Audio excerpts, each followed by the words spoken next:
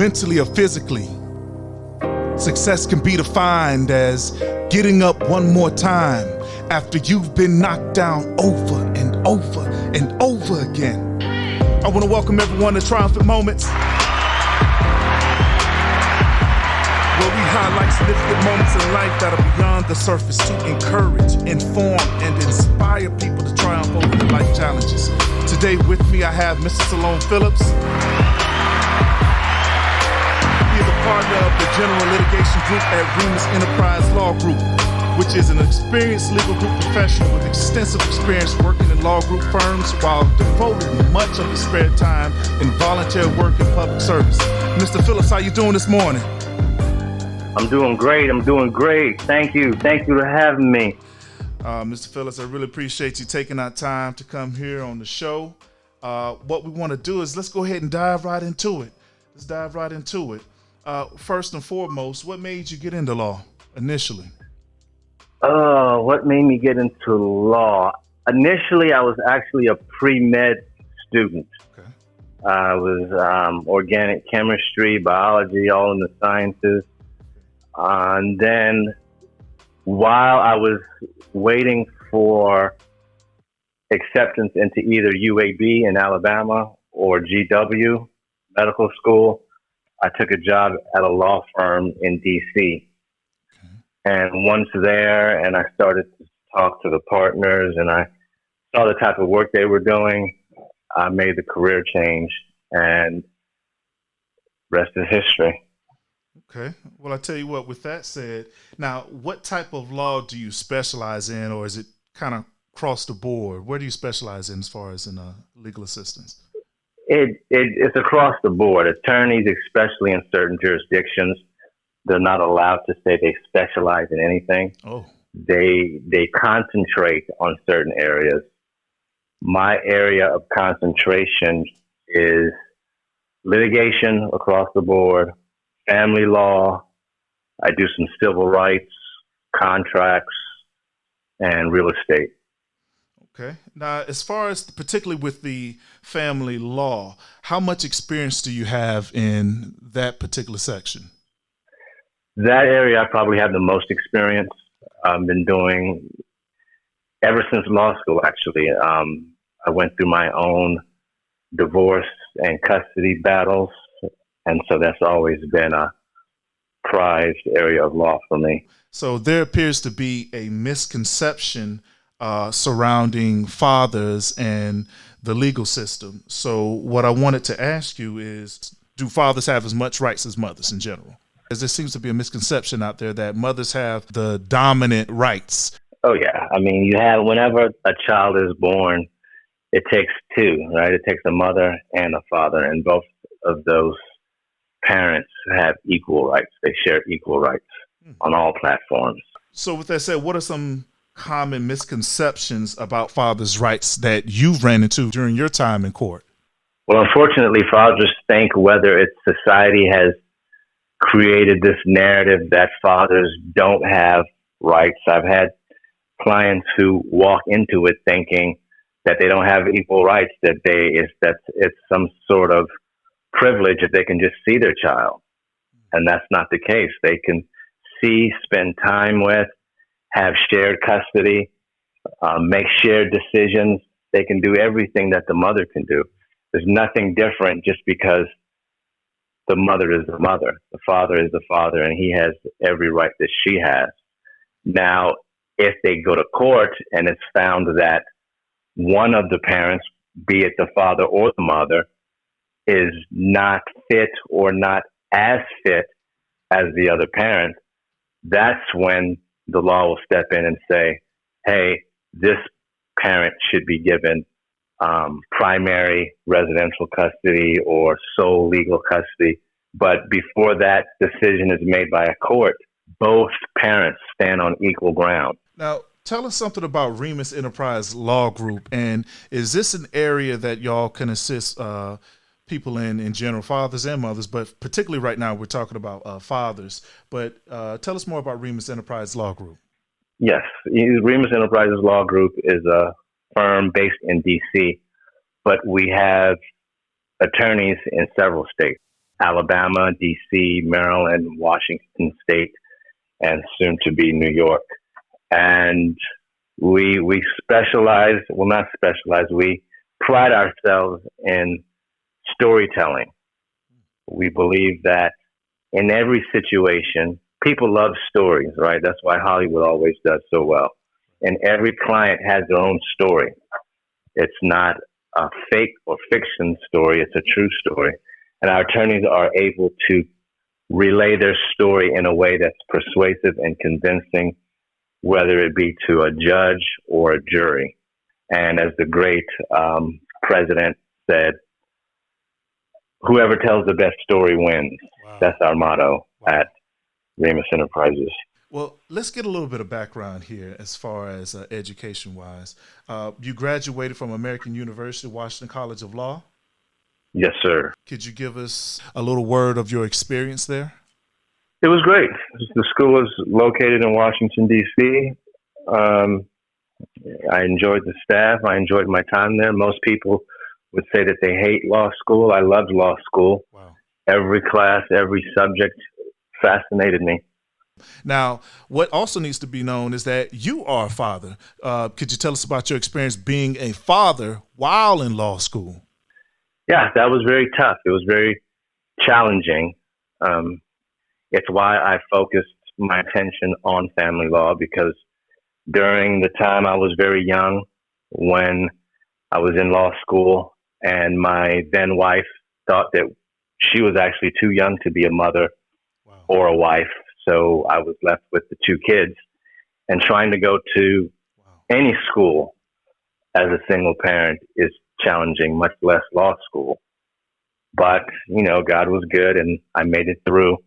And it was during this time that I realized that there was an unspoken bias towards men, meaning that when you go into the courtroom and you are a man and you say that I'm a single parent and I want custody of these children, there's an expectation that men cannot do that. In fact, I was represented by an attorney at the time, and she said, if you want custody of these children, you have to withdraw from law school. Wow. And I said, well, that's ridiculous. Why? She said, well, a father can't go to school and parent his kids. And I said, well, my mom was a single mother and she went to school. So if she can do it, I can do it. And so I fired that attorney and I went at it on my own. Wow. And I was fortunate enough to be awarded custody of my two kids.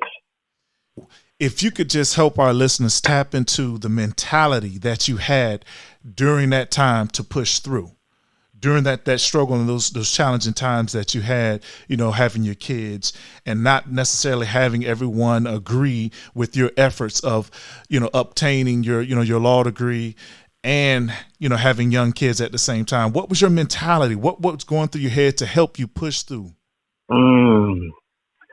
Back then, I think it was just the idea of knowing that what I knew was right. You know, sometimes you get a feeling in your gut of something that's right. Absolutely. And regardless of what people are saying, you're like, no, that's not right. And I knew that me not having custody just because I was a man was not right. And I had the case law to back it up, but society was saying one thing, but facts and the law was saying another thing. And so I went with the facts and the law. And don't get me wrong, this particular judge was not having it. It took years. It took a long fight. It took much opposition. But in the end, like your saying says, I was triumphant and I was able to raise my kids. Wow.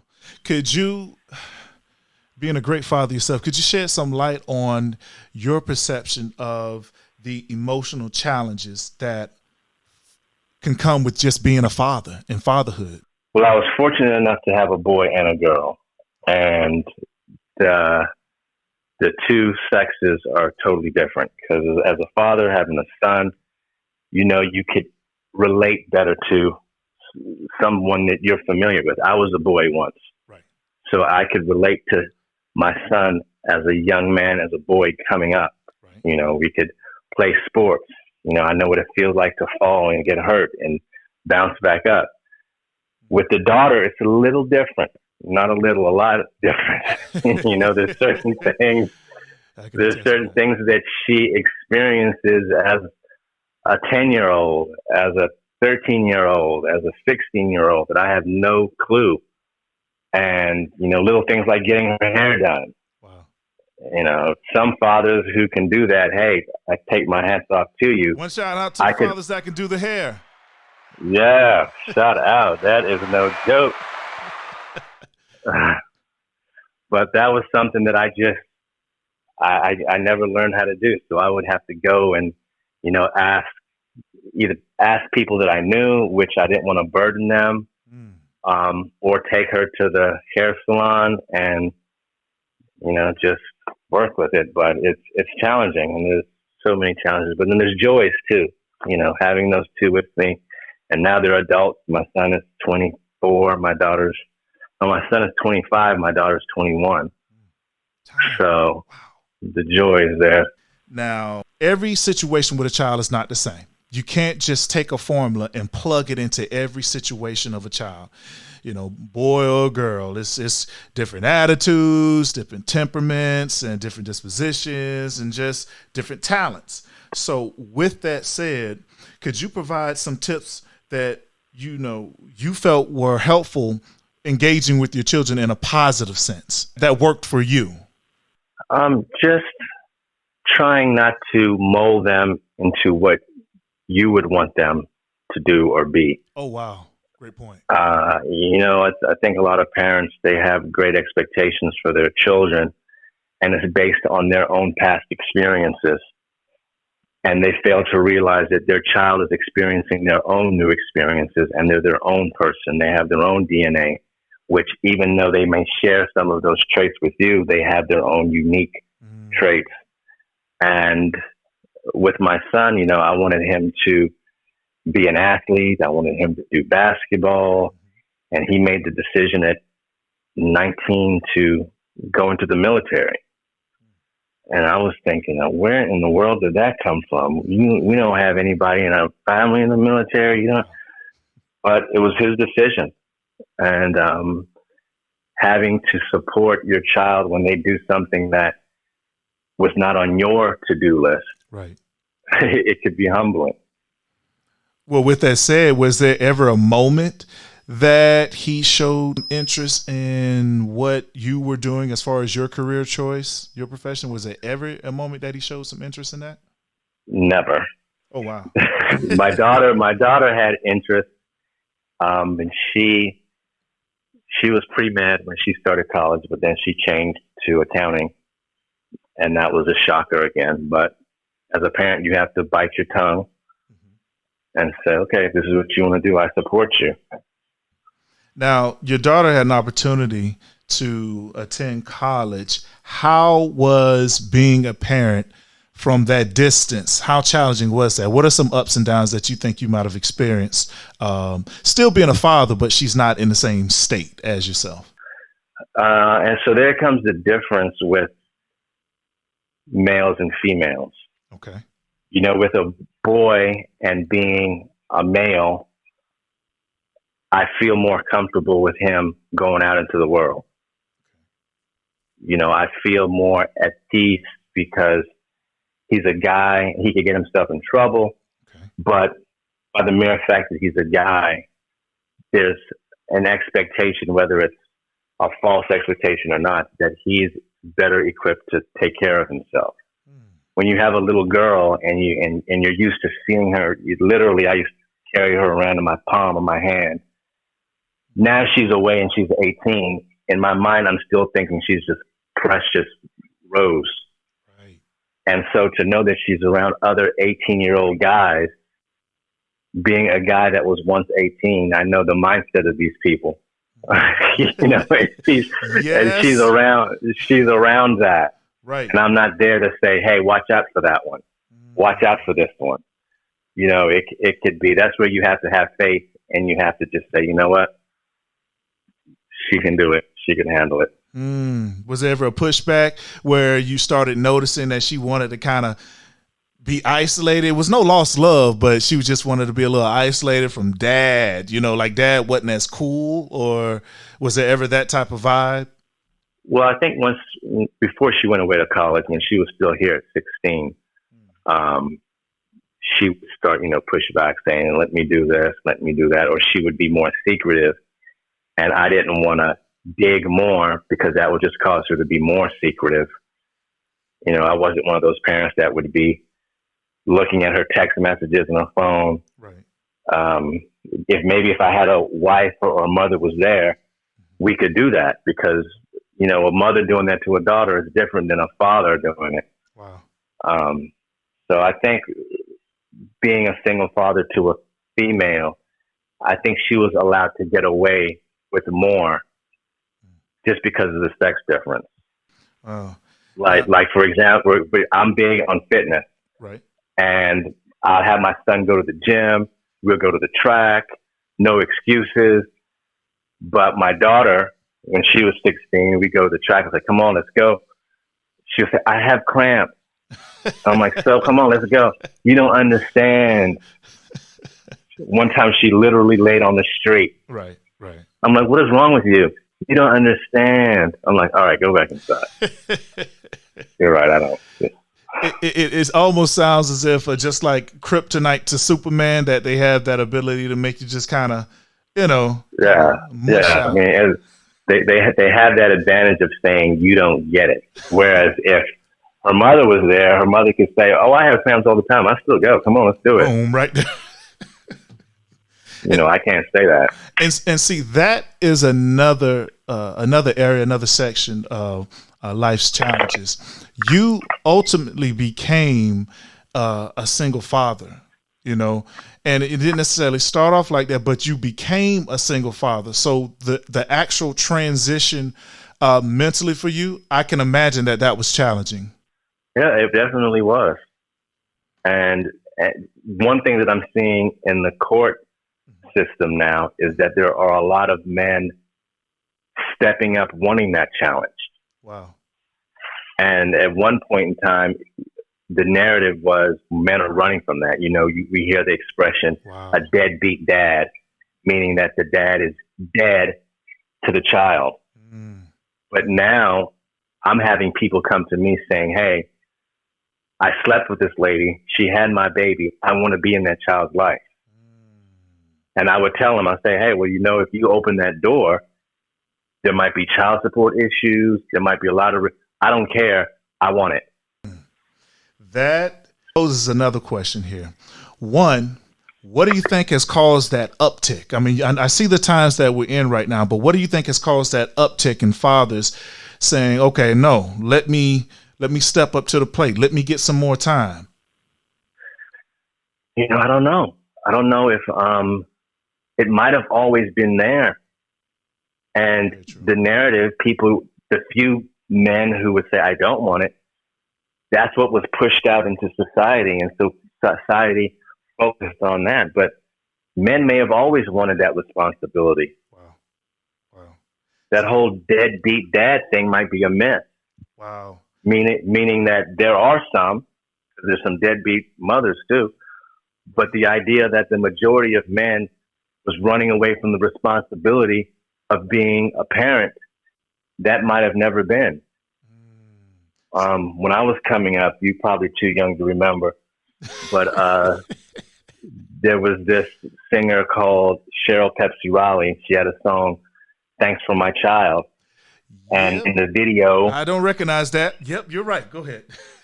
in the video, there was a guy, and I will never forget, he had on these like red Reeboks, and he was literally running down the street, and they were symbolizing that's what fathers do. They run away from the responsibility. Oh, wow.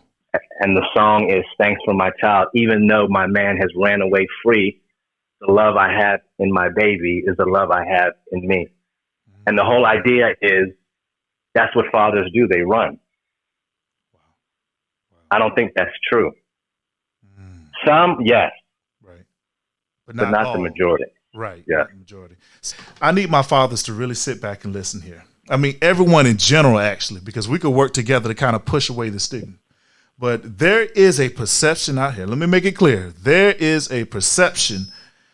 There's a perception out there that being late on child support or having back child support means you're a bad father. Can you talk about that? Yeah, and it just depends on the situation. I mean, some instances, the father didn't know that the child existed. And during the whole time that the mother is intentionally keeping the child away from the father, child support is racking up. So by the time the father steps into the picture, he is financially incapable of meeting that demand of paying back child support. That's one scenario. Okay. Another scenario is, and I actually had a real life situation where the children, the mother decided to take the child to another state. The children were 18 already, and they stayed in the state. But unbeknownst to him, she was calculating child support. Wow. And so she hit him with like $100,000 child support bill. And she had all these years in where he was actually taking care of the child, but they didn't have any official order. So it became a big mess. And the narrative was he was never paying child support because it was never documented. And the other side, her attorney is asking that he produce all his pay stubs from the last 12 years, bank statements and things that he doesn't have, because he's saying, hey, I've always supported these children financially. And they're like, well, prove it. And of course, he can't do that. Wow. See, so in a situation like you've actually assisted someone in a situation like that before, or is it just something you saw from afar from a different case? No, I've assisted. My listeners are curious to know how did that, what are the results from that? It's still going on. Oh, wow. We're at a stage where we're trying to convince the courts that these documents are not retrievable. And we're trying to actually work with the mother to come up with a reasonable child support payment. Because right now it's knocking at the door of $100,000. So in your opinion, in strictly your opinion, is court just, as far as how things are conducted in court, is it specifically just black and white? Is it other factors that can play a role into the outcome of the decision? Yeah, and that's the thing. And I'm one of the few people who would say that I don't think the system is a broken system. Okay. Yes, there's things that could be improved, but the system is set up in a way that justice should always be handed down. The problem is with the individuals responsible for managing the system. They're flawed, they're biased, they're prejudiced.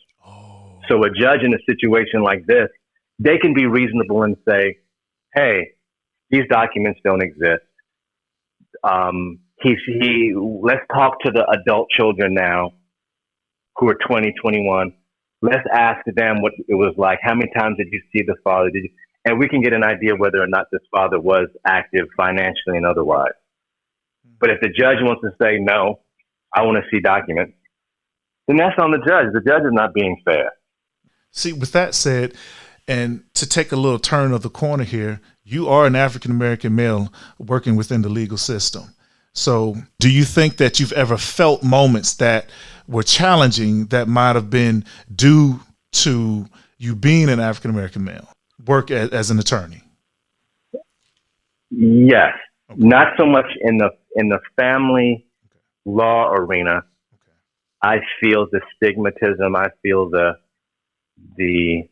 if you want to use the word racism, against the entire race. In a situation where I try to represent mainly fathers. That's where my passion is. Okay. I have a few women cases, but in almost every situation where I'm trying to fight for the father to see his child, and there's a judge who is not African American, the position is, well, it's almost like you throw your hands up. It's they're not in school, they're fighting. Well, so what? The impression almost is they all do that. So what are you worried about it? And I'm like, no, there's something has to be done. You know, in one situation, I asked the judge to have the children at issue go into my mentoring program, and the judge said no. I'm like, what? Why? If you don't see it, I can't tell you.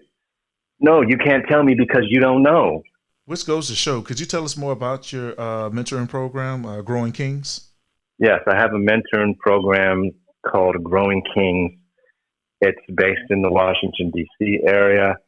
It's geared towards young men between the ages of 12 and 18.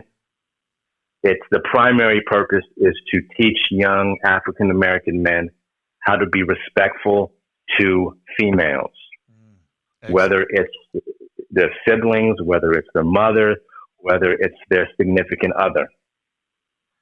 And what caused this was seeing one of my daughter's boyfriends. She was dating a guy when she was a freshman in college. She's a senior now. And the guy was clueless to how to treat a woman. You know, he was walking, he didn't hold the door open. He didn't like pull the chair out. It's just like, and talking to him, I realized that he wasn't intentionally being like this. No one taught him. Oh, wow. Okay. So that's where the idea came from, to teach young men to be responsible, to be respectful, to be committed. You know, that's a big area that I think in family law you have. Whenever you see people in family court, it's because there was a level of being non-committed. And just to provide an example on something that you spoke of earlier, just in the comparison of let's say, whether white, black, a judge, just the cross in cultures, sometimes the cross in cultures can be a wall. You know, it can be a wall that can block an honest connection of understanding, which in turn can affect a ruling. I work in a mental health profession, and it is not uncommon for someone to prefer an African-American woman, prefer a white woman, a white female woman, or male across the culture, whatever the culture is. It's not uncommon for that to happen because people in general just feel that there'll be a better correlation, a therapeutic relationship in that. So I use that as an example to explain. I can see how you ran into those challenges with the different cultures, you know, as far as in the courtroom. Oh, yeah. Yeah, I mean, and those differences, I mean, they're there because there are differences, and you just have to try to navigate around them. Right. There's something very, very, very, very important that I think that we tend to not pay attention to. Fathers and courtroom etiquette. I think this is something that is not spoken about enough, but I'd really like to pull in your professional opinion on this. I've actually seen situations to where we're talking about how to dress, how to conduct yourself inside of the courtroom. I've seen situations where an individual dressed up. The judge made a comment that the father was dressed up and dressed nice, spoke very well, and then ended up ruling against him in favor of the mother. So could you help provide some type, based on your experience, some type of professional opinion on proper courtroom etiquette for the fathers? Because it can get really emotional, and dressing proper, all that they feel that could play a role in judgment. Right. And this is where the biases come in. The justice is supposed to be blind. You know, you see Lady Justice and she has a blindfold on. So in an ideal situation, it shouldn't matter how you look in a courtroom. They're not looking at how you look. It should be just the facts and the law. But that's not the case. Your looks, perception is to a great extent reality. So with that being said, you're not going to want to come into courtroom looking like you don't care. Right? You're not going to want to come in looking like you just got out of bed and you stroll in all late and you didn't take any time or thought into the outfit that you put on, because that's going to give the impression that this guy is not going to be a good father. If he couldn't dress himself, what is he going to do when he has to help dress the little one? Listen, fellas, Jewel alert. So you have to take time and make yourself presentable. Now, there's also the idea that someone who overkills, they're overcompensating for something else. Here we go. So now is not the time to break out your Gucci and your Armani exchange and go like you're going to a club, all your jewelry. You don't want to do that either. Right. You don't want to go to an extreme. You want to make yourself look presentable. Trust your own judgment to say, look, I'm going into court to try to persuade this judge that I'm an honorable man who loves my child or children. And then let that thought guide you in how you should dress. Now, Mr. Phillips, we're taking in the fact that economically, everyone financially has different situations, things of that sort. What is your thoughts on that? Some people don't have but a couple pair of shorts. Well, if someone doesn't have a nice pair of slacks and a shirt and a tie, they should make some sort of effort to buy them. Because as a parent, there's going to be situations that pop up that they're going to have to spend money in the best interest of the child. Right. So if all you have is two pair of shorts and some T-shirts and you go into court like that, the impression is going to be, you mean you couldn't do something to make yourself look good for today? I can't trust you with giving you this child that you're going to have to do things much more often than this one day of court. Wow. Mr. Phillips, where can everyone, as far as in social media, as far as in websites, where can anyone reach you that want to get, assistance from your firm? Well, the law firm has a website. It's the remuslaw.com. That's REMUS law.com. There's a website being built as we speak, solonphillips.com, www.solonphillips.com. That it's being built in preparation of a new book that I have coming out. It's called The Adventures of Uncle Billy and Ross, Life Lessons Made Simple. It's a story, it's a dialogue between an old guy named Uncle Billy and his young nephew, Ross. They're African American. Uncle Billy's extremely intelligent, wise guy, and he's teaching lessons that's taught from Napoleon Hill, Shakespeare, and other great minds that some African American communities may not have ever experienced. So I'm bringing these teachings into a community maybe for the first time.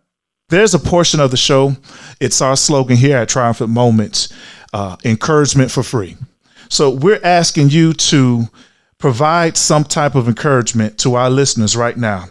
What is something that you can leave them with, encouragement for free, Mr. Phillips? Let's see. I guess the most compelling thing I could leave them with is do not look at failure as a setback. Failure is, in all actuality, your best friend. Because when you experience failure, you're experiencing something that's going to teach you and grow you. You can never grow unless you fail first. So I wish that was something that was taught to me when I was younger. Embrace failure. Run to failure. If there's a situation that you're facing and it seems impossible, run to it and make some sort of effort anyway, even though failure might be unexpected. And when you do fail, learn from that failure and grow from it. Mr. Phillips, we appreciate you here at Triumphant Moments for taking our time to come in for our lessons. Until the next time. Thank you. Thank you for having me. Hey, no problem at all. This is Triumphant Moments with T. Wood. Sometimes in life, you must fail in order to succeed.